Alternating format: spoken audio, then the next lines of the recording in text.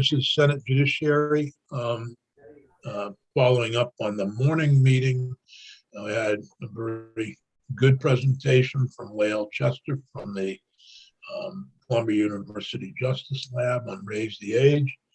And then we had a presentation on the implementation of the Raise the Age law from the Department of Children and Families. And now we have a little discussion with members of the administration regarding possible changes that may be proposed in the coming session on the Raise the Age. And I'm going to try to divide the Raise the Age and youthful offender laws. And on the 25th of October, hope to come back to the youthful offender laws and any changes that are proposed in those laws. So I'm trying to, there's so much confusion between the two, and I do want to keep them separate. So with that, I'll turn it over to Jay Johnson, Legal Secretary to the Governor, or General Counsel to the Governor. Thank you, Senator Sears. Hello, everyone. Thank you for inviting me to testify today. I just want to say I'm going to read my remarks just because it's easier for me to sort of keep track of what I'm saying. And if you have questions, feel free to interrupt or ask questions later, up to you. Again, it's Jay Pershing Johnson, Governor's Legal Counsel. The first thing I want to say is I understand there was a recent article that went to some length to draw battle lines on this issue. I want to be clear, we have not drawn those battle lines. We are still working internally and hope to meet with the state's attorney's office in the near future and the Office of the Defender General to come up with a package of practical proposals we can discuss with the legislature. We hope that this is not litigated in advance in the media. It would be great to have this conversation ongoing. And I understand it's a difficult conversation to have. And as we've seen, we're already getting pushed into our corners. But I think that we could agree that most people want compassion. As I heard DCF testify earlier, we're not stepping back from our commitment to this program. We want our young adults to have second chances, and we want to provide them with the systems and supports they need to avoid contact or continued contact with the justice system. Most juvenile offenders, particularly first-time offenders, do well in our diversion system, and we support those efforts. But as we know from Justice Reinvestment, we need to do the best job we can connecting individuals with the appropriate services for their own health and safety and the health and safety of our communities. And I think that we always have to balance those two things. So at the same time, when we make these easy process changes, like a simple statutory trigger to raise the age of jurisdiction of the family court, Vermonters need to have confidence we have substantive systems in place to actually connect individuals with the appropriate services for their own health and safety and the health and safety of the communities. In this sense, this conversation is no different than the conversations we're having about our DOC supervision system and the gaps between our mental health system and our justice system. So that said, this should not be a conversation about who is right and who is wrong, or whether the program is a success or a failure, or whether we're walking back our support, or whether we're returning to the bad old days of tough on crime. This should be a conversation about what happens when you implement a groundbreaking experiment based on academic research on brain development. We are living the experience. We are creating the data.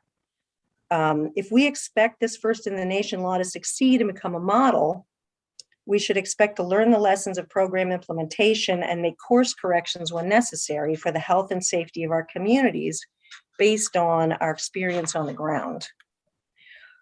And with that, I'd like to take a step back and revisit the governor's veto of S-107, which is an act relating to confidential information concerning the initial arrest and charge of a juvenile. I know there was some confusion and anxiety expressed at the time of the veto. As you know, S-107 relates to a new public records exemption for the initial arrest or charge records of young adults under 19. In this bill, this age would have been automatically raised to include those under 20 as of July 1, 2022. S-107 would have extended the use of the automatic trigger to raise the age of young adults considered to be juveniles for purposes of confidentiality of arrest and charge records, regardless of crime, unless necessary to protect the health and safety of any person. We saw this bill as an opportunity for the governor and others to express concern with the automatic triggers to further raise the age for those subject to the jurisdiction of the family court for all crimes other than the Big 12, and course correct as needed. I think, but for this veto, we might not be having this conversation on necessary adjustments to the law based on actual experience in the field and our actual state of preparedness. As the governor noted in the veto letter, at the time this bill was passed, we knew of ongoing challenges, housing challenges, and inadequate programming for dangerous young adults over 18. We had reports of some young adults being used and actively recruited by older criminals like drug traffickers to commit crimes because of reduced risk of incarceration. To be clear on the governor's position, he asked for two things. First, he asked that all three branches bring more focus to this issue in order to provide the combination of accountability, tools, and services needed to ensure justice and give young offenders a second chance. This means our courts and service providers would have the necessary resources to handle this resource-intensive population, and plans would be in place to provide access to the rehabilitation services, including victim services, housing, and other supports needed to maintain the safety of our communities, hold these young adults accountable, and help them stay out of the criminal system in the future, criminal justice system in the future. It may also require a frank conversation about the need to incarcerate dangerous individuals, and we have a system for that. Second, he articulated the need to take a step back and assess Vermont's Raise the Age policy. He asked for assessment of the gaps that exist in the system, and I'm quoting from the letter, the unintended consequences of a piecemeal approach on the health and safety of our communities, victims, and the offenders we're trying to help. With respect to those gaps, I would refer you to DCF's November 1, 2020 annual report on Act 201 implementation, which was noted by Deputy Commissioner Radke a little earlier today. I don't see anything which supports the July 1, 2022 automatic trigger to raise the age to 19. The report notes the delays and barriers caused by the year of COVID, including community justice provider referrals and training cancellations. The progress we hope to make on Act 201 implementation was significantly delayed, and I think Deputy Commissioner Radke went into that a little bit today, and I think you can get more detail on that as needed. The report also notes the lack of programming for domestic violence among emerging adults, continuing placement challenges, stakeholder concerns for providing adequate services, and lack of stakeholder agreement on best practices. The report also notes a lack of capacity to respond to victim needs. The need for updated data systems and data collection is described as one of the most significant barriers to monitoring, implementation, and evaluation, and there is no baseline data on recidivism pre-Act 201. So in other words, we have no way to measure how we're doing. I would also look at the annual report from the Children and Family Council for Prevention Programs, which also notes the need for programming for aggravated domestic assault, stalking, sexual assault, lewd and lascivious conduct, prohibited conduct, disturbing the peace by phone, disorderly conduct, simple assault, aggravated assault, or violation of an abuse prevention order. And all of those are listed crimes other than two of them, sexual assault and aggravated assault. So all of those, other than those two, would be in the family division. We are not prepared. We don't have the tools. With reference to, with deference to Senator Sears, to compound the issues raised by, presented by Raise the Age, this change was layered onto the youthful offender system, which became effective July 1, 2018, which created mechanisms for anyone up to the age of 22 to be moved into the family court for any crime. Taken together, we have created a system that is burdensome on the DCF workforce, overly complex, and creates confusion and unintended consequences in the justice system. And I appreciate that you're going to be considering youthful offenders separately. And I think that we do need these efforts to understand the system, not only that system and this system, but how the two systems interact. So I know we have the subject matter experts in the room to discuss the impact of raise the age for 18-year-olds, so I leave that to them.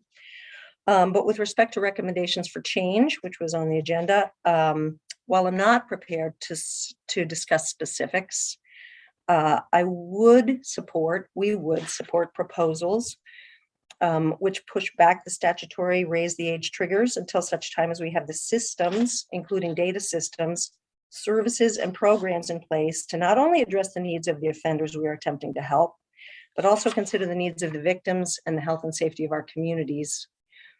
We would support proposals to address gaps in the current system, which give thought to the changes needed to ensure greater accountability, including amenability to treatment. We would want to see proposals which consider how to assess dangerousness and more appropriate solutions for repeat offenders. We would consider mechanisms that focus on understanding and addressing the complexity created through the intersection of the YO and the raise the age juvenile systems. We would like to see proposals that give greater consideration to victims' rights and needs. And we would want to see or hope to see proposals which ensure the completion of rehabilitation services prior to aging out of DCF custody. So those are my remarks, and if you have any questions, I'm happy to address them.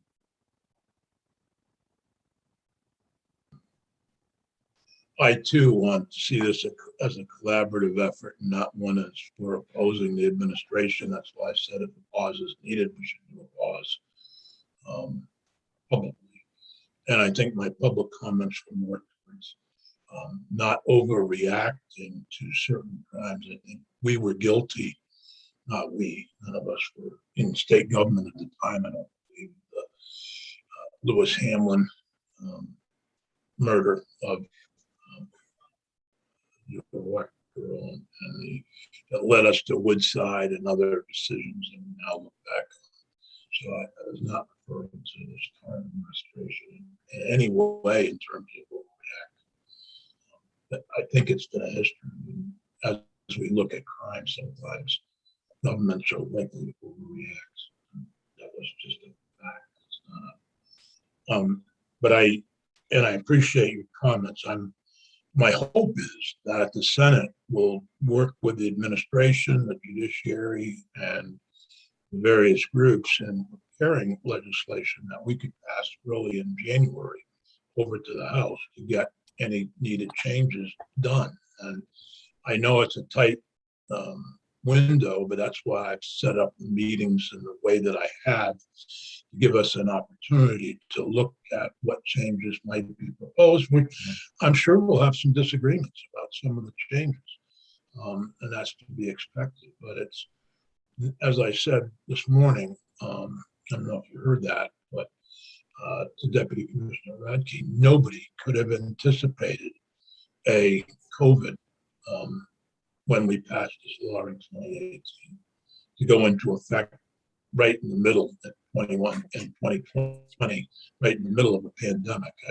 We had no way of doing that. So I think that it's appropriate to take a look. I want to say, I do want to take YO separately, but I hope people will look at what the law actually says that we passed in 2018 and take heart with that. And if we need to make improvements, I would look back to the part that says if the judge can reject a YO order based on public safety. And that was, if that legislative intent is not being followed by the judiciary or the court system, we need to know that, because we wrote in there specifically that the youth needed to be amenable to treatment and that DCF had to have the services available in order to go forward. And and that the interests of public safety had to be there. So when I read that, quite frankly, I was responding to some individuals who are not my constituents, but were in an awful automobile accident with a 19-year-old where youthful offender had been imposed. And I went back and looked at the law. So I hope that the media will at least look at the law that we wrote in 2018 and the protections I believe we put in there. Now, if they're not being followed and we need improvements, I'm more than willing to do that. So, Thank you, Senator Sears. I appreciate that. Senator Bruce, and then Senator White. You're muted, Senator Bruce. Sorry. It's been a long time since I've said that to you. Thank you. Just wanted to clarify, Jay, and make sure I heard you correctly. You're not personally, your view is not to seek a change in the date, but rather to allow agencies to determine when they're ready for the change to 19. Is that correct? Well, the date is an automatic trigger. So, Right. So in other words, rather than having us put in a new date, a later date, are you seeking a more at the discretion of the agencies involved? well, ideally, given the novelty of this approach, since we are breaking new ground, we would want to be the model, and we would want to be able to be saying to the rest of the country, we're doing this right, and there's a way to do this right. I mean, it seems to me that ideally you leave it up to the subject matter experts, and nothing's ever going to be perfect. And I understand Senator Sears' need to make this, to be proactive. I understand that, because government's, wheels often move very slowly. But at the same time, I think that, ideally, we'd be listening to the subject matter experts on when the best trigger date would be. And I'm sorry to clarify again. When you say the subject matter experts, are you referring to the heads of, in other words, are you referring to the administration, or because in one sense, that's what we're talking about is a date that the legislature wrote and could rewrite versus the, expert opinion of the agency heads who are part of the administration. Is that who you mean by the subject experts? Sure. Yes, I do. Yes. Okay. So to my mind, yes, it would be, left up to the agency that primarily administers this program, which would be DCF, the courts, which I think have testified in the past that they are ready, but obviously suffered some setbacks with COVID. But yes, that's what I would prefer. I do understand the need for triggers, but I think that obviously we can't always know what's going to happen between now and whatever date it is you set. Yep. And I see what you're saying. And when you say ideally, I think that's exactly the way to frame it. This is a reform. It wasn't a reform supported by everybody. And down the road, it won't be a reform supported by everybody. So I think one of the things the legislature might worry about in terms of passing over that authority about when to trigger the change to 19 is that it might be driven by, by considerations not necessarily in line with the reformist impulse that brought the legislation forward in the first place. But thank you. I appreciate the clarification. Sure. Thank you. So thank you for this presentation. And I noticed that you talked a lot about hoping that there would be proposals put forward around programming and supportive services and stuff. So my question is, in the budgets that are being prepared now for both budget adjustment and for the new budget year, does DCF and the administration have in their proposals money for those programs? Because the proposals for the programs can just as well and probably more rightly come from the administration than from the legislature. So my question is, is the administration being proactive in terms of making sure that those, because you talked about the gaps in services and programming and supportive services and having the services available, are you putting in money to address those? You're muted. Thank you, Senator. I don't have that information. I think perhaps Commissioner Brown may. I have no idea what's already in the works and what's not, and what's already paid for and what's not, or what the need is. So it doesn't always boil down to additional money, but maybe just additional time. So I would have to defer to Finance and Management and the Commissioner. And I do understand the delay that was surely caused by COVID. And we did hear that this morning because providers became incapable of providing the services. But I just want to make sure that the administration is actually supporting those services and the needs for those services and the budgeting for those. Thank you, Senator. Thank you. I thought Senator Bruce's question is well positioned, because my preference would be that if we pause, would be to pause for a certain amount of time, like we often do with sunsets. And then obviously, if you don't fund it, you can't do it anyway, but at least it keeps us on track to do this, what we believe is the right thing to do. But our timeline was interrupted by COVID, but also, as you just said, we're learning as we go along. Some of the things that have happened weren't anticipated. I'm not sure that in 2018, we knew that Woodside was going to close, for example. Jay, you're muted. You're muted.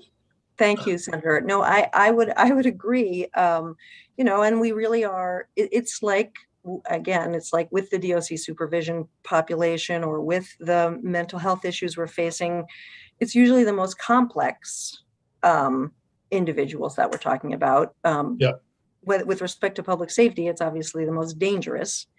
And so it's always a consideration of how do you address and provide the resources for that complex and that dangerous population. And we have a lot of, as we know from the justice reinvestment exercise, we have a lot of off ramps in place. There's diversion programming. There's lots of tools in the communities for these kinds of services and supports. But the question is sufficiency or appropriate matching and DCF's capacity. And right now we are living Raise the Age. It's a good test, and we should maybe be learning from it, as you suggest, as we go along. Yeah, the level of dangerousness is many times very difficult to ascertain, particularly with the youth who has a low history. So that's why I was asking questions this morning about YASI and the effectiveness of it and how you would measure it. But again, I would have in mind putting off the 19-year-olds for a certain amount of time as a beginning point, and then changes that the administration and state attorneys, defense bar, any other group, court, whatever, have in mind for both youthful offender and Raise the Age, and trying to deal with them early in January and not get this caught up. I was appreciative of Senator Ballant allowing us to meet off session to try to take care of this before it gets mixed up and everything else going on in January and February. Yeah, no, thank you. I appreciate that you're having these meetings and having the testimony you've had throughout the summer. And I think that, I think we do have room to collaborate, and I'm happy we can work on that together. Yeah. Okay. Any other questions for Jay? And I will mention that Commissioner Shirley had to leave for a doctor's appointment. Senator Benning, speaking of court, may have to leave the court early. So Commissioner Brown, it's no reflection on you, but you're up next unless there's more questions for Jay. No, and I really appreciate Jay's presentation, very thoughtful, and I think clearly articulated some of the concerns and some of the path forward that we're looking at. And so I too am very appreciative of the opportunity to collaborate with the committee and the legislature. I think that will help inform our conversations that we're having now with the different stakeholders as we develop our proposals and the areas that Jay touched on regarding. And so, we're putting the final touches on some of those proposals now, and I hope by the next meeting or soon thereafter, we'll be in a position to kind of give you a more in-depth preview of those. And then also we are, to Senator White's question, we're now in the midst of our budget adjustment development and budget development right now. And so that work is starting now. And I can't get over my skis on that, but obviously we're identifying needs in all areas of our programs right now, and this would be one of those as well. The raise the age and the juvenile justice. And I think in terms of the timing,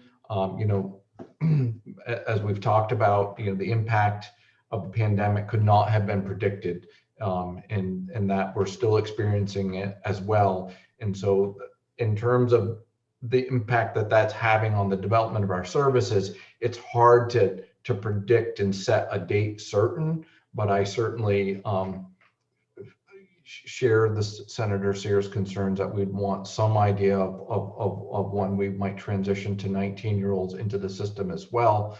But on the other side, in terms of the proposals we move forward, I think we would want to try to find common ground on those proposals that we can move forward quickly during the session. And then also that would leave us the opportunity to focus on those where there might not be unanimous support for, but obviously still feel important to move forward with. And those are, I think, areas that we do have a little bit more control over and what we move forward with, and then how quickly we can implement some of those changes that come out of this session would then inform when we might be ready to expand the population and raise the age and bring in 19-year-olds. Obviously, we would are still supportive of this approach as a policy for our emerging adults, and so obviously we want to move as quickly as we can, but also we want to be as thoughtful and make sure we have all the tools and resources in place as well.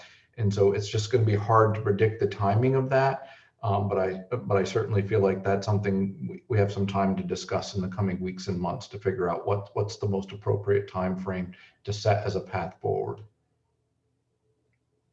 Maybe if I could start with it, and then Senator White has a question. Maybe, and this is not meant to be a trick question or anything. Right now, if you had a dangerous person, either 18 or under, do we have, and I'm now talking about a 14-year-old, 15-year-old, 18-year-old, do we have available facilities to hold that person? So we have, if you figure the level of dangerousness is not appropriate for the community, any community-based program. Yeah, so we do have several options available in those circumstances, Senator. Right now, obviously, some of those are under strain due to COVID right now and staffing issues, but we've worked with in-state programs to increase the level of acuity of youth that they work with and increase staffing levels. And so we have some options in state that that we can place higher level of youth who may have gone to Woodside historically in the past. And those programs are up and running and serving a higher level of youth in the community. COVID has certainly impacted some of the capacity issues due to staffing. And then for youth that might fall above what that program can handle at this point, we do have the ability through our contract now with Sununu, and we have over the course since Woodside closed, we have utilized the Sununu Center for at least one Vermont youth for a several month period where that was an appropriate placement.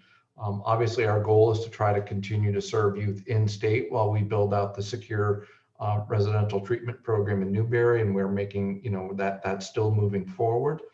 And then in terms of 18-year-olds, we have recently stepped up that program in central Vermont that has some crisis bed capacity and has structure in place that can meet that level of need. And then also we have our other system of care that we can utilize, and we've also utilized foster homes for some youth that might have had a little higher level of need that couldn't stay where they were living before they committed their offense.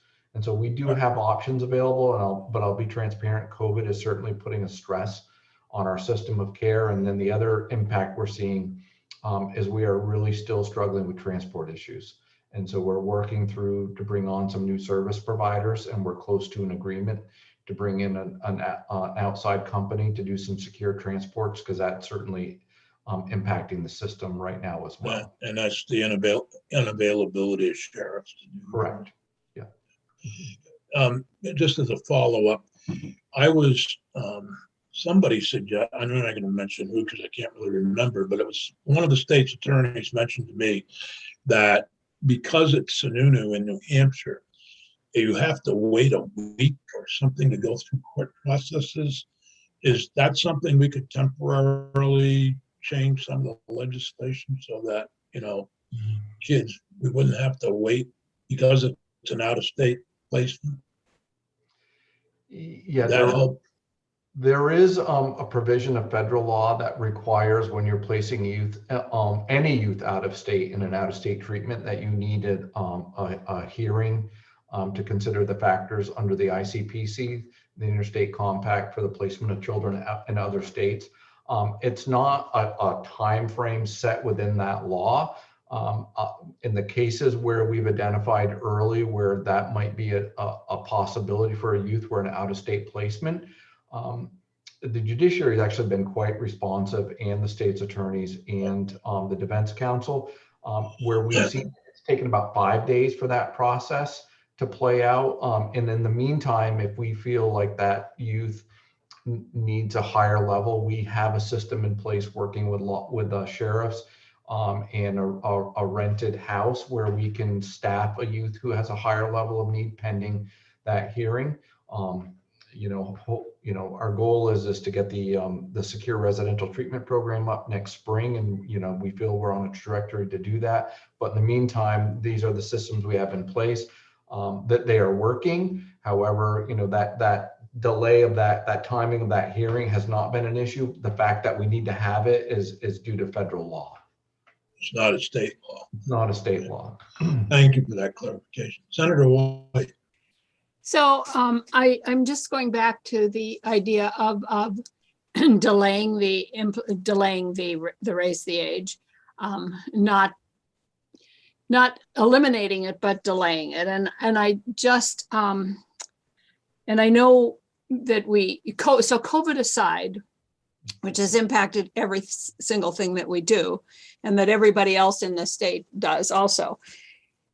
If we were to wait until we had all the appropriate resources, we would never implement this, because we never have all the appropriate resources for anything that we do. I mean, we know that our mental health system is underfunded and we don't have the appropriate resources for that. We don't have enough foster homes. The system of care there. So who will decide when it is that we have the appropriate resources that we can go forward? Because we'll never have enough. I mean, it'll never be perfect. And I have a real fear that we will put it off, and then in a year, we're still not going to have all the appropriate resources because we never do. Does that make any sense to anybody? I mean, I know we never have enough resources for anything that we ever do.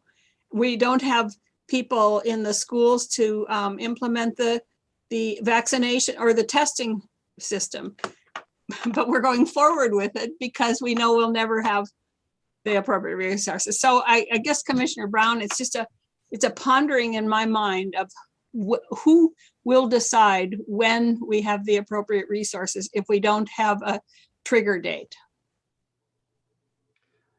I think your point is your question and point are very well taken.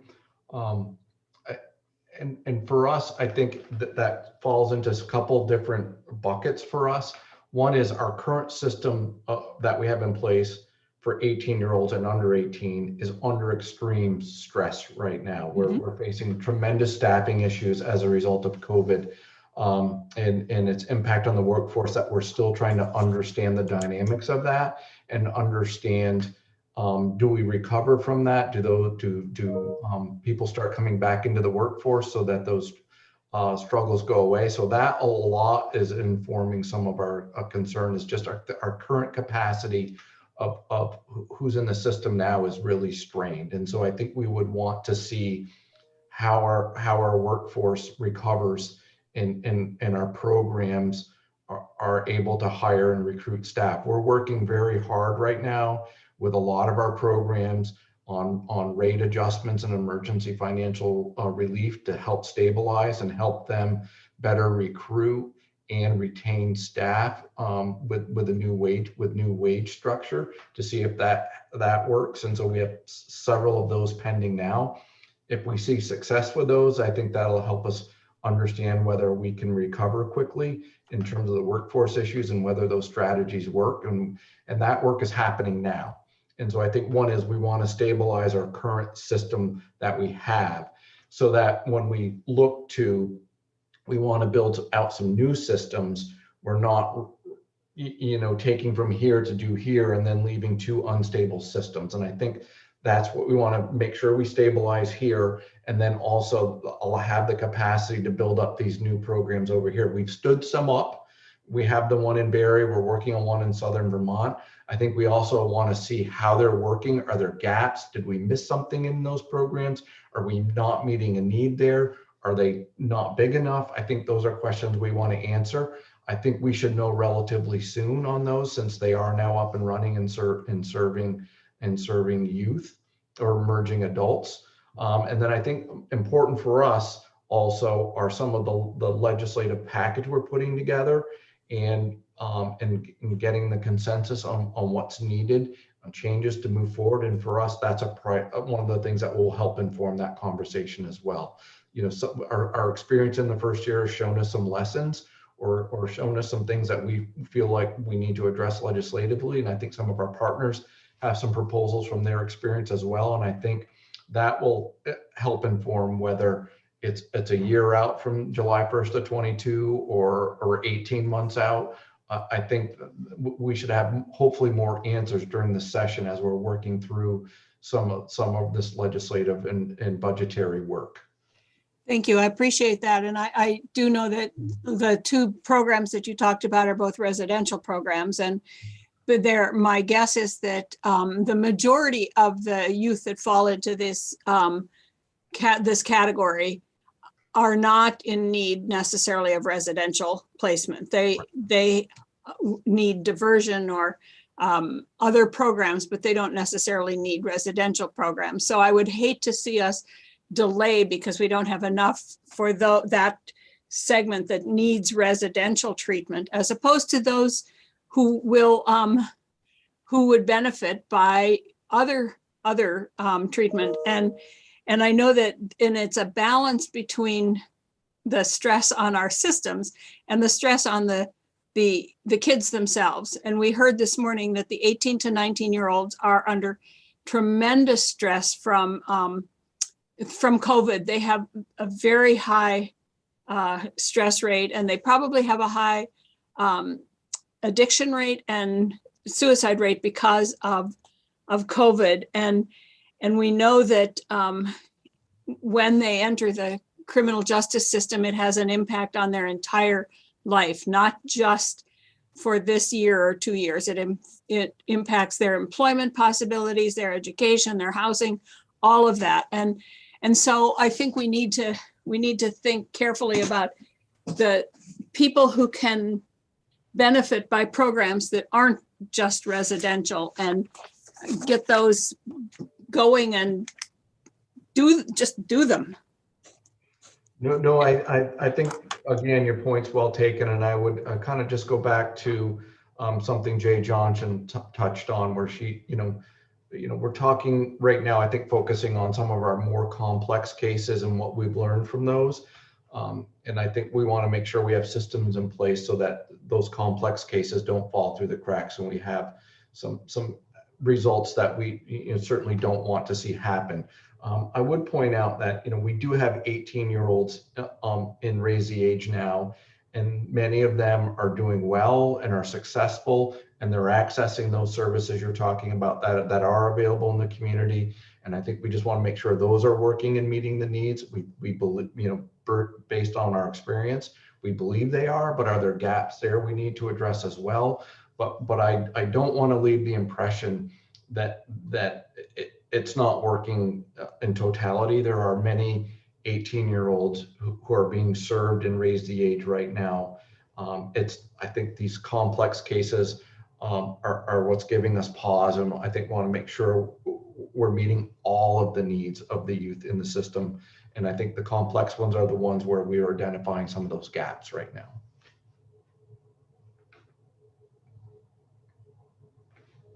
I think if you go back, committee and commissioner and Jay, who's still with us, you go back to page 3 of Deputy Commissioner Bedke's presentation this morning on Raise the Age implementation.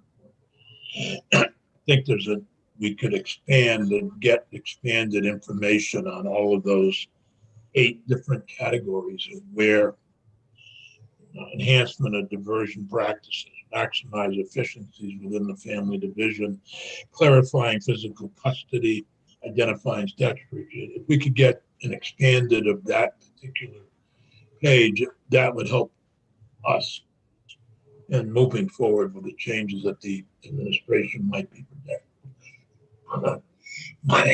be proposing. Excuse me, that's a hard time with the word. Considering victims' rights, developing DCF's operational capacity, data collection that Jay mentioned. So I think that would be a good place to start. I'm looking again, committee, at page 3.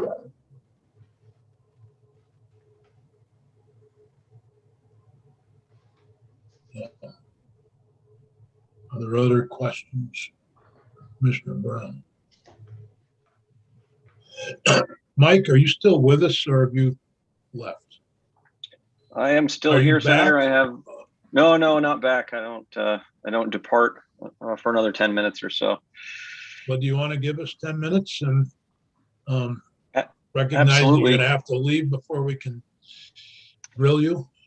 I don't think I have 10 minutes worth of meaningful things to say. Most of it has been covered already. For the record, Mike Shirley, Commissioner of Public Safety. I wasn't here in 2018 when this was initially discussed. I was over at Commerce, not talking about criminal justice matters for the most part. But I have been in front of this committee for many years and have observed on a number of occasions that one of the primary drivers on the criminogenic side of all the challenges that we face is physiological. That frontal lobe development in young people is arguably the primary driver of problematic behavior and the things that our law enforcement agencies are dealing with on a day-to-day basis. So I've been a longtime supporter of alternative strategies for offenders, not only youth, but for adult offenders as well. So with that as the sort of backdrop, I will put I'll put my hat on to describe some of the challenges, primarily so that the committee's mindful of the kinds of things we're seeing as the increasing complexity of not only what we see manifesting out on the street, but also the complexity of the systems that we're dealing with create challenges. So a couple things that the committee mentioned are sort of at the heart of what I was going to talk about. One, learning as we go is sort of an essential piece of these modernization strategies. And then, as Senator White indicated, the lack of resources. You don't want to be hamstrung by a lack of resources and not moving forward because you're waiting for perfection. So I often describe this as sort of the 80-20 rule. When do we have 80% of the assets in place and we're ready to go live with whether it's an IT system or a change to a system like this. Unfortunately, sometimes we don't wait until we've got 80% in place, and then things kind of fall apart. And the sort of long-term example, again, something I've testified to this committee about in prior roles, is probably the mental health system and de-institutionalization, which was absolutely the right policy decision nationally, but nationally was poorly implemented. And we still suffer the ill effects of not being ready, not resourcing the secondary systems beyond institutionalization. And we still haven't recovered from that. So if there's one sort of giant warning flag, it's don't do things like we started in the 70s with deinstitutionalization and not resource things correctly, because the results can be catastrophic. And I think that's where we are with mental health care in the United States today. It's just people warehoused in emergency departments instead of having places to go. So I'll get off that soapbox and just talk a little bit about this. As I mentioned, the increasing complexity of the systems and just navigating the various criminal justice and public health constructs, they're much more complicated than they were 20 years ago. In some ways, that's good. In other ways, that actually creates more opportunities for gaps, because the more things you've got bolted together, the more potential spaces between those things exist. So that's really more a plea to simplify when we have an opportunity to, as we're looking to modernize the systems. Simplicity over complexity is often lays a foundation that will actually yield better results, because the systems are easier to navigate.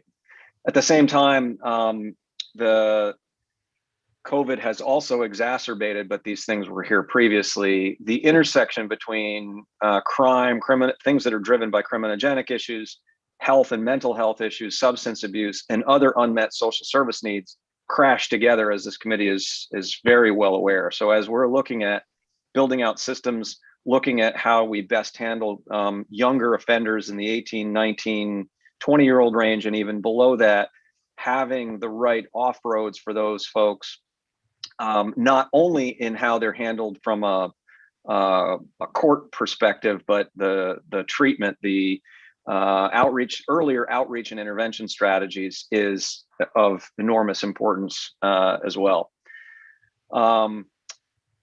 A few notes on sort of the cascading, potential cascading impacts, and where Commissioner Brown, I think, mentioned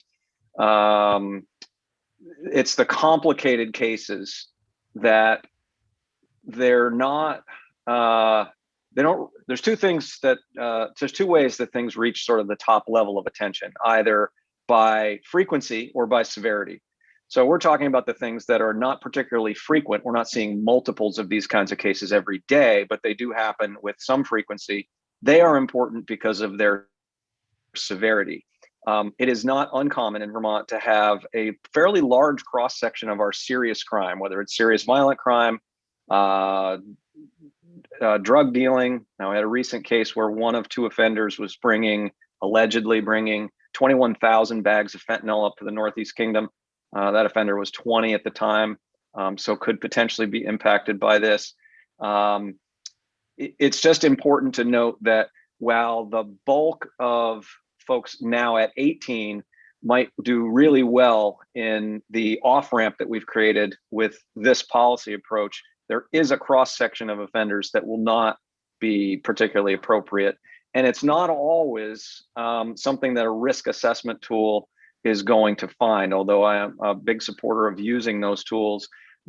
As Senator Sears mentioned, I think the judiciary has some tools that were written in 18 that might not be frequently used, but it's going to be essential for there to be a sort of a light shown on the ability to shuttle cases that don't belong in a youthful offender kind of construct back to one where there is more traditional accountability for those high-end offenders. Again, low frequency, but the severity of some of the things that even down at 16, 17 years old that offenders are getting involved in the 21st century are some of the most chilling kinds of crimes that happen, not only in Vermont, but elsewhere.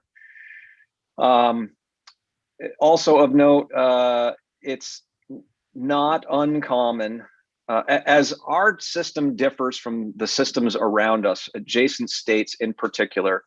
Just for the committee's awareness, you may have heard this previously, but I don't know that I've ever testified to it.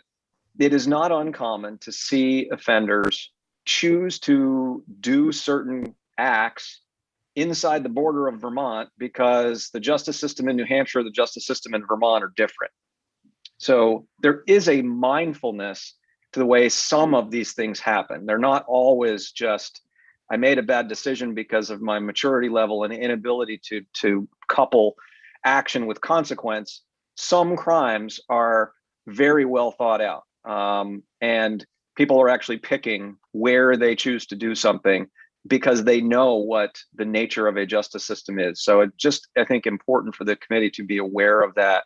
Not only for this deliberation, but as you enter the next session and potentially are looking at other modernizations in the criminal justice system. I think it's a quick question before you leave. On those crimes, are they not always part of the Big 12? Is that they part are of the not. problem? They're not always part of the Big 12. Because we leave that out for the 14-year-old. If you look at the youthful offender law, would that be a guide?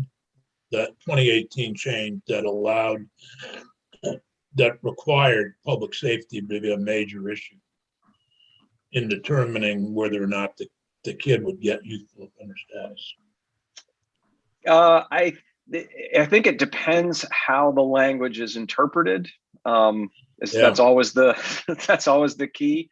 I'll give you an example, and I am going to have to move on. So I am going to miss the grilling, but I'm happy to come back and do the grilling at some point. Well, we'll grill you soon. Yeah.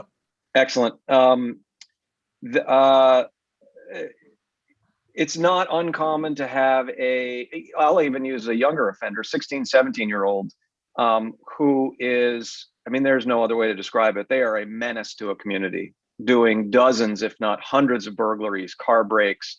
They're just running rampant in a community, doing an enormous amount of crime, and they're caught for a cross section of that. But the cascading impacts of that, I don't know if anybody's ever had their house broken into. The closest I've had was a storage unit, and that was rattling in and of itself. And I've worked in the criminal justice system.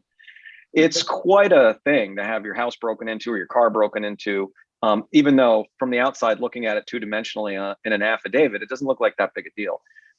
So imagine the impact of dozens of these crimes.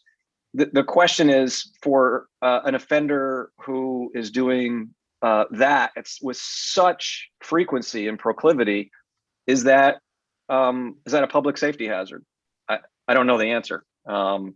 And I don't know that there's ever, I'm not suggesting that all of those cases belong in a particular place. That there may be an underlying issue in that young person's life that makes it so that it does belong outside of the traditional criminal justice system. But I know of a few that I worked on over the years that there's no way that the juvenile justice system was just not, they weren't going to be able to deal with it. There's just such a high level of dysfunction and malice in some of these young folks that it's really hard. So again, not to predispose that fact pattern could go in a lot of different directions, but I use that as the example of, I don't know whether that would be considered a public safety issue or not. So it depends on the implementation and how the language is interpreted. I think I can wrap up the comments by just reiterating something that I think you heard from everyone else today, which is the capacity in the systems are already stretched. And that's really all of our systems. It doesn't matter. Mental health, our traditional criminal justice system, the juvenile justice system, the healthcare system, they all have resource challenges. And again, I don't know that you always want to wait in perpetuity for perfection before you launch something new, but it is important to create that balance, whether it's 70% of capacity or it's 80% of capacity, but wherever we find that correct balance of capacity without further overwhelming an existing system is an important piece of the conversation going forward. I'll just leave you with one just note. In our modernization strategy that we put forward in January of 20, back when the world was in a different place, the back part of that, which is still on our website, and I think I shared with this committee way back then, is a one-page model of a criminal justice and public health construct that this kind of fits into. Prevention and education at the bottom, the most impactful dollars, outreach and intervention, alternative sanctions, and then traditional courts and corrections. And then, of course, a parallel for the public health model in each one of those. And, so this kind of dovetails directly into where we think the systems should be going. It's all in resourcing and making sure you've got the right off ramps and all the things that Jay and the Commissioner Brown and I know the committee's already describing that really, weave it together to make it work well. Sure. Thank you, Commissioner. I know you get a run. Thank you. I look forward to chatting further. I do too. It's an important discussion.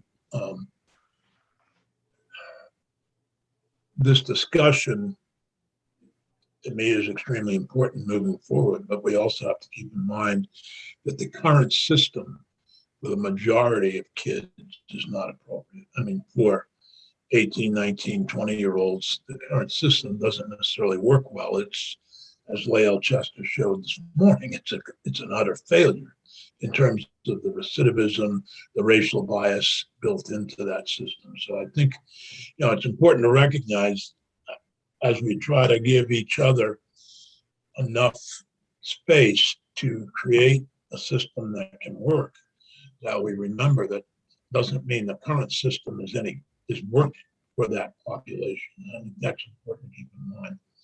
And where we will agree, I think, is that for those few cases who are truly dangerous, there needs to be an alternative that protects society.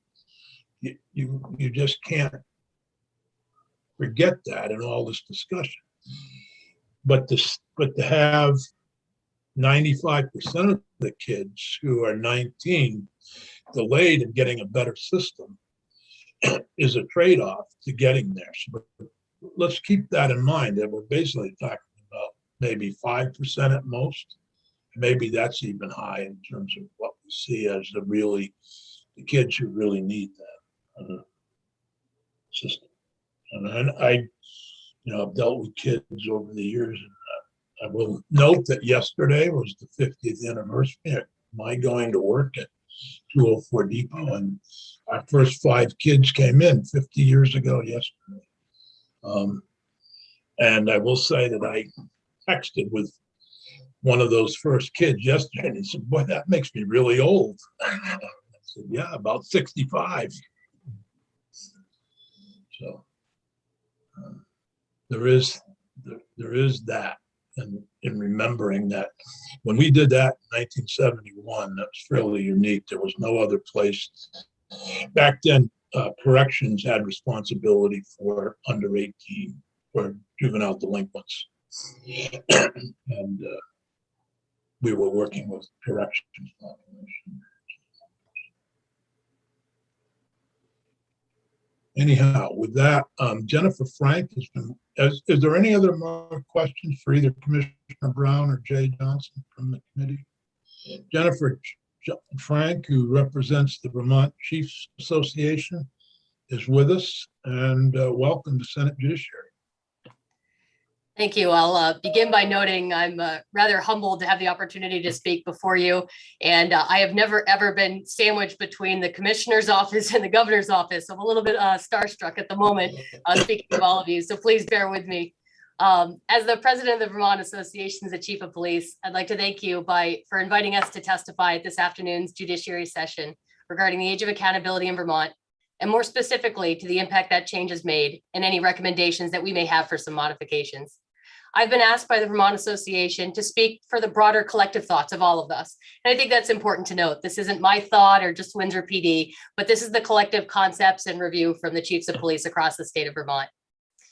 With some background on that, the age of maturity and age of accountability are a concept that's been examined throughout history. In-depth analysis and various research studies have been conducted in an effort to determine the biological age at which the human mind matures to the point that it can have sufficient capable, rational thought, coupled with an executable understanding of accountability, consequences, and the impact of those actions. These studies have resulted in a variety of changes throughout years, and that goes from everything from the consumption of alcohol to the permission to operate a motor vehicle on a public highway, to the changing culpable accountability for offenses that are committed in violation of a state statute. Many states have raised the age of accountability, anticipating a reduction in recidivism among the targeted age group. Correlates in research that conduct studies examining the resulting impact often found that there lacked a cause and effect relationship between an increase in the age of accountability and improved outcomes and recidivism rates. A common variable in each of these studies was the noted lack of program supports that accompanied these standalone age shifts. Charles Loeffler, an assistant professor of criminology at the University of Pennsylvania, summarized it well when he noted, "What does not work, however, are policies that simply shift the age of majority without otherwise engaging these young offenders." In May of 2021, Governor Scott spoke to this issue when he vetoed S-107, referencing his concern for lack of adequate tools or systems in place, such as rehabilitation services, housing, and the other supports needed to help hold our young adults accountable by providing them with the resources and skills to aid in preventing reoffense. The governor recognized the potentially dangerous impact of this piecemeal approach, which may in fact result in creating further damage to an already struggling judicial system. To be clear, it is not a disagreement in the belief in a juvenile's capacity for reform if given the opportunity. It is a concern for the resulting outcome of such a program without sufficient age-appropriate services, rehabilitative programs, and placement options to meet the specialized needs of youth to encourage the positive outcome that we all desire. The lack of these sufficient programs results in reduced accountability. And in today's current political culture, we demand and expect transparency, accountability, and we must do better, provide more, and ensure that we have the proper systems and social systems in place. These social programs that will help to assist our youth rather than creating more harm than good.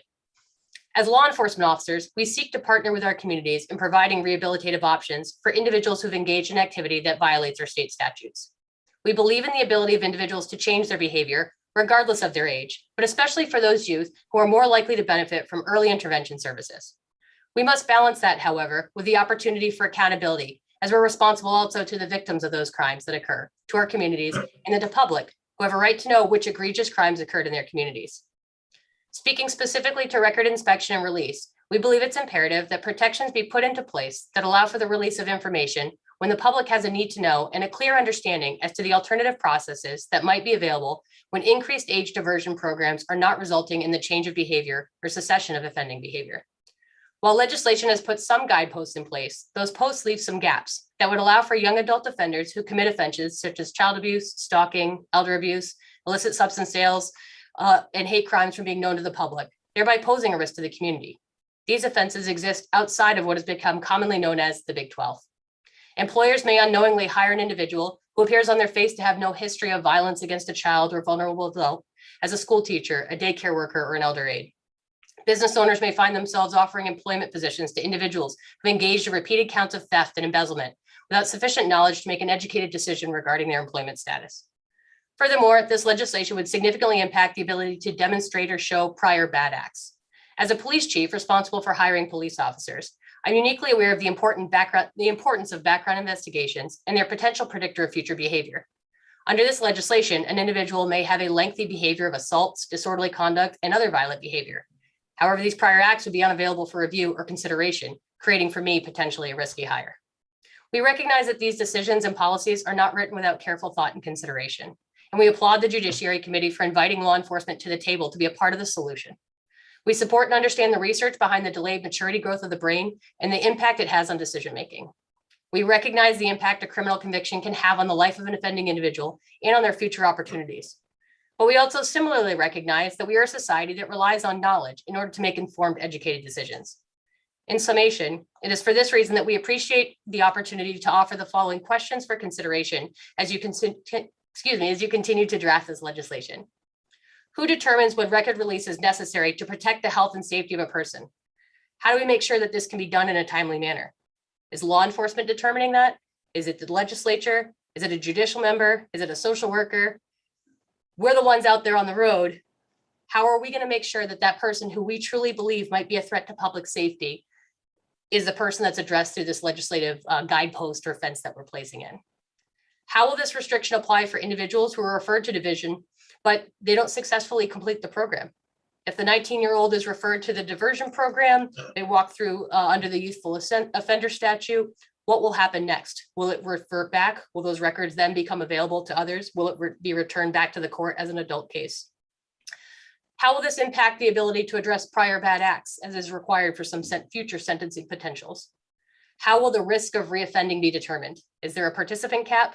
Will you be able to continue to return back through these programs multiple times if this is the 6th, 7th, or 8th time? And again, for me as a police chief, how will I be able to truly understand who I'm bringing in to my agency if I don't have the ability to research some of their behavior? Today, we might be talking about 19, but if we are using the age of maturity as 26, there's some concern about age creep. 22, 23, 24, and 25-year-olds engaging behavior. How could that impact? I know you have lots of questions, and I'll do my best to answer them on behalf of the entire board. I understand I'm representing a lot of different people, so I'll do my best to answer the information that we came up with as a collective. Thank you. First of all, I'm going to let Senator White ask the first question. So go ahead, Senator White, but you're muted, right? Oh, now you're unmuted. Yeah, Good for you. So thank you, Chief Frank. I am a little bit confused because you're putting S107 and the raise the age together, and they're not the same issues. My other committee dealt with S107 last year, and we will be doing it again this year because that's a public records issue. That's all it is a public records issue, and it's only on initial arrest. It doesn't, none of those other issues are addressed in that bill because it doesn't impact them. But so I'm a little confused here about whether you're talking about the S107, which was very, very narrowly defined, or the legislation that we're looking at, potential legislation we're looking at now in here around the raise the age and youthful offender. We were addressing both of those different areas coming up as the Vermont Chiefs of Police. We brought this issue before and said, what are your concerns regarding these? And although we represent that each legislative action and specific law might be uniquely different and have their own elements, they all do dovetail into one another. So we will be taking this up in January in GovOps, and I would love to have you come in and talk with us because it is a public records issue. Well, I'm glad you mentioned the Government Operations Committee. Yeah. Although I have my own, I'm honestly somewhat ambivalent about, particularly when it comes to motor vehicle offenses. And motor vehicle offenses aren't covered under S107. Thank you. I was about to finish my comment. Sorry. Somewhat ambivalent about identifying motor vehicle offenses, and I always wonder why. Oh. What?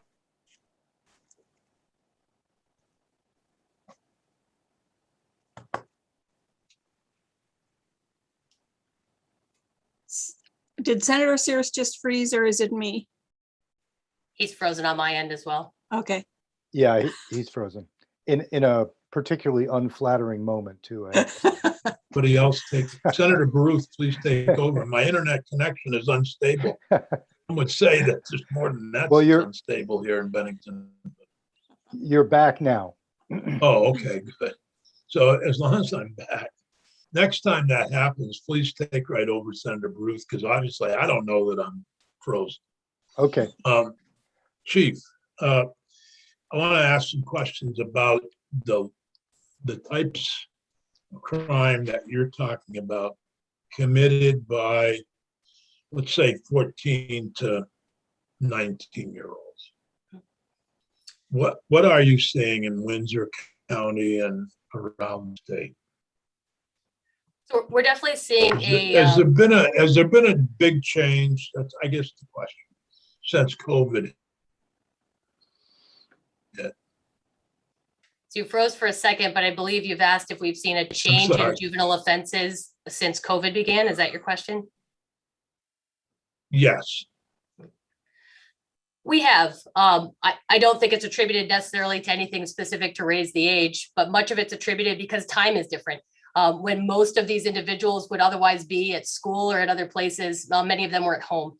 And some of those parents still had the opportunity to work. And so some of those children were left unsupervised, which gave them the opportunity to have a little more free time to unfortunately make some poor choices. So we have seen an uptick in our juvenile offending activity. And again, I wouldn't necessarily say it was COVID related, but I think a series of COVID mitigation efforts on a lot of different parts have resulted in some of that uptick.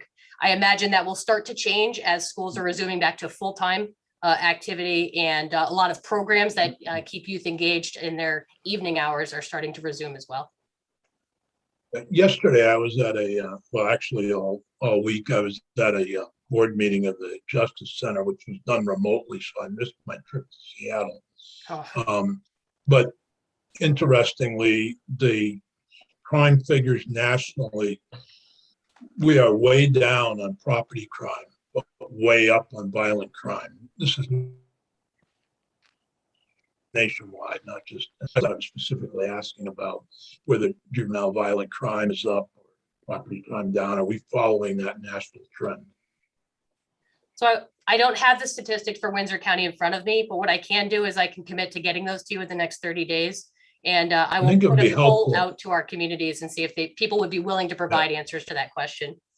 Yeah, I think it would be helpful for this committee as we consider, and not just for juveniles, but since we're talking about kids from 14 to say 21, or young people 14 to 21, have you seen an increase in both property or an increase in violent crime? Because nationally, property crimes surprisingly during COVID are down, but the violence is way up. And I suspect there's probably a lot of reasons for that, not the least of which is yeah, go ahead. I was gonna say, I can actually speak to that. It's a question I spent some time talking with our 8th graders about recently. I had asked them, when do they believe most burglaries occur? And they were all like at night, 2 o'clock in the morning. And I said, no, interestingly enough, the majority of burglaries in our communities, statistically in Windsor County, actually occur sometime around lunchtime in the afternoon. So it's between 11 and 1. And they were like, why? I said, well, 2 o'clock in the morning, everyone's at home. And so I'm not surprised that property crime has decreased with COVID because many more people were staying home. And so you didn't have many of the burglaries that we used to see before because those residences were occupied through those areas. So I'm actually not surprised by that statistic at all. Thank you for bringing that to my attention. Well, yeah, and part of the reason for bringing it at this point is in this juncture, if we start to plan for things that are maybe temporary in terms of this, I think it's important to keep that in mind too. In terms of the resources DCF needs to expend. Will this trend continue of more violent crime? It was interesting. I didn't realize 12 to 1 was the time most burglaries occur. You'll stay home now during that time frame. Yeah. Well, I lock my doors at night. I never lock them during the day. Which perhaps is why we have greater number of burglaries during that time because people feel safer and they leave their residences unlocked. So kind of a cause and effect there. Yep. Interesting. Anyway, other questions for Chief Frank? Youyou so much, Chief. We really appreciate it. Thank you, sir. Thank you, senators. Have a wonderful day. Hope you'll stay engaged with the committee as we continue this work, and let us know how your poll goes with the other chiefs. Will do. I'll leave my email in the chat window in case anybody has any further questions that they think of after I leave. And like I said, I'll follow up. If I could just get one point of contact, if I am able to get those numbers that you had requested, who would be the best person to get them to so they can get back to the committee? Peggy Delaney. Okay, our committee assistant. and I already have her Uh, email, so I'll be able to get that right on I out would to her. assume you do. Yep. Thank you very much, Thank you. folks. Have a great And you day. might send copies to Commissioner Brown or Jay or whomever might be interested. Thank you. Committee, now we're actually finishing a little bit early. Unless you have further conversation, I left this time for committee discussion about thoughts and where we're headed. Eric, glad you're here. I haven't mentioned anything about baseball, and I won't today. Eric, you're muted. Sorry, thank you. And And thanks Joe for, already did mention baseball, oh, he did, I missed that. very beginning. Well, as the Brooklyn Dodgers used to say, wait till next year. Yep, Right. right. Eric, would you be prepared at the next session to kind of go over leading off on the 22nd to kind of go over the raise the age law and let's begin to have some suggestions for changes. But Yeah, I sure. think it's important that we understand what's in the current law before we start to change it. Yeah, that makes sense. And I think it's sort of, I could sort of use, if you remember Senator Sears, that started with sort of a similar presentation at Justice Oversight once earlier in the years. So I don't know, that seems the sort of thing you're thinking of, a You review know, of the almost statute. like a walkthrough of, if you could do a walkthrough of the statute, it might be helpful to remind us all what we Yep. actually did. Sure. I'm also, if there's any court cases where they've made any kind of changes or any, where something has gone awry, let us know too. Yes, Don't know if sounds they good. have. Yep. Senator White. So I hope we can continue the conversation about the balance between the 95% who and I'm sure we have gaps in services for them also, because we have gaps in services for everything and everybody. We do not fully fund our community restorative justice system, and so we have gaps everywhere. And if we wait till those gaps are filled, those 95% of the kids who could be benefiting by this are going to end up suffering. And so I hope we can have more conversation around the balance between those 95% and the 3 or 5% that are the really complex cases. And I know that it is an issue, but I made a note here when I was listening, and both Jay Johnson and Commissioner Shirley, and I believe Commissioner Brown, all said what we're doing is we're focusing on the complex cases. And I really fear that we're going to just disregard that 95% of the kids who could be benefiting from this because we can't figure out how to solve the complex cases. So I have a real concern about that. Along those lines, I'm not always sure what I read in the media. Sometimes I say a lot of things and one little piece gets put in, but I think what I heard, Commissioner Brown, I guess I'll ask you to unmute since you're still with us. I think what I heard was, how do we define that group if they're not part of the Big 12, as may not be appropriate for that service in that 5%? Is that kid who may be presenting, huge behavioral problems, maybe mental health, maybe trauma, maybe other things. I think that's what I was hearing you saying in the press regarding the concern. Am I correct?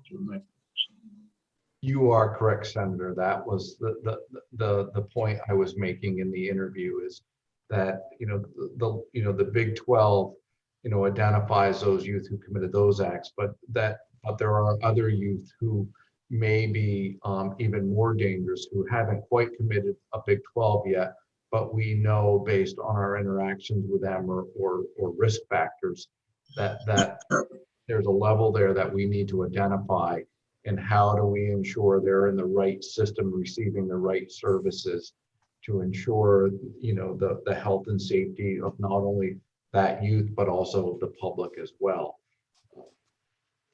And I will say again, and if I'm reading the YO statute correctly, we tried to address that by saying that public safety had to be a consideration of that the person had to be amenable to treatment, and DCF had to have programs or the availability. If I'm reading that YO law correctly, and maybe that's something that somehow needs to fit into the raise the age. Yeah, and I think that is another point that we want. You'll see some proposals from us focusing on, Senator. Where a youth might be excluded from raise the age because of the nature of the Big 12 offense, but then yet came back through as a youthful offender, and there was some problems in how those two interacted together. And I think those will be some of the proposals we'll focus on, is maybe how to address some of those areas that we saw how those two interacted, and how they are applied in certain circumstances.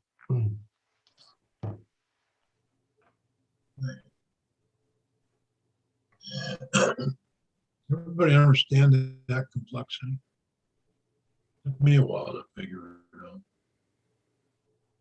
So a kid could be not eligible at 18 for raise the age because of a Big 12 offense, but could get back in because they were treated as a youthful offender.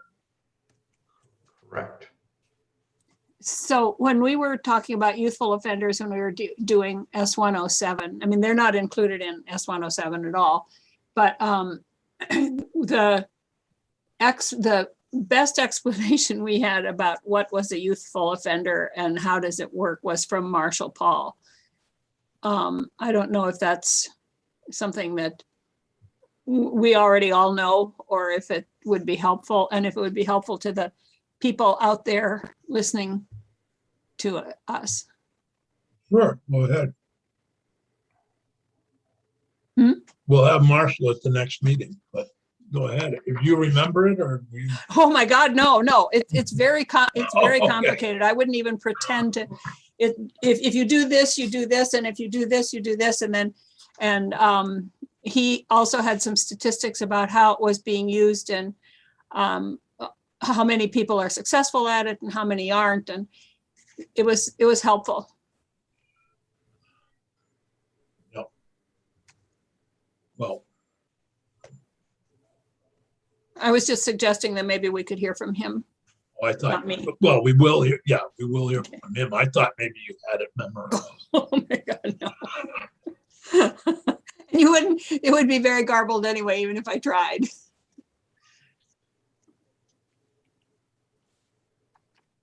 Any other comments, questions? Julie, I think we're ready to sign out a little early here. And we'll get back together again on October 22nd.